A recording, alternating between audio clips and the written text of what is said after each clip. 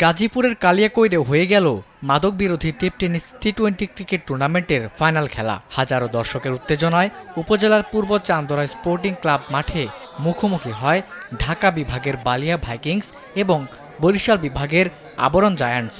টসে জিতে প্রথমে ব্যাট করতে নামে আবরণ জায়ান্টস। শুরু থেকেই আক্রমণাত্মক ব্যাট চালিয়ে বিশাল রানের পাহাড় গড়ে আবরণ জায়ান্টস।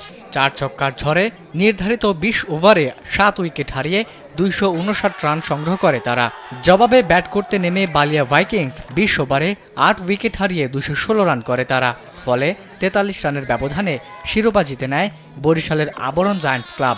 আয়োজকরা জানান, যুব সমাজকে মাদক ও মোবাইল আসক্তি থেকে দূরে রাখতেই আয়োজন করা হয় এই টুর্নামেন্টের। আর নয় সৌন্দর্য নিয়ে চিন্তা, এবার নিজেকে সুন্দর করে তুলুন স্টাইল ম্যানিয়াক্সের সাথে। জেলা বিএনপির নেতা সাইজউদ্দিন আহমেদের সভাপতিত্বে ও সাবেক কাউন্সিলর সারোয়ার হোসেন আকুলের পৃষ্ঠপোষকতায় খেলায় বিশেষ অতিথি ছিলেন বাংলাদেশ ক্রিকেট দলের সাবেক অধিনায়ক খালেদ মাসুদ পাইলট। ক্রিকেটের এই টেনিস বলে খেলাটা আমার মনে হয় যে বাংলাদেশের লাখ লাখ বাচ্চারা খেলে বা লাখ লাখ ছেলেরা খেলে। এই খেলাটাকে আরও বেশি উৎসাহ দেওয়া এবং এখানে প্রমোট করাটা খুব ইম্পর্টেন্ট, যে এখান থেকে অনেক ছেলেরা আছে যারা খেলাধুলা করবে, সাথে পড়ালেখা করবে, অনেকে ডাক্তার ইঞ্জিনিয়ার হবে, বাট রিক্রিয়েশন তো হবেই সুন্দর একটা। তো সব কিছু মিলে আমি বলবো যে অসম্ভব সুন্দর একটা উদ্যোগ।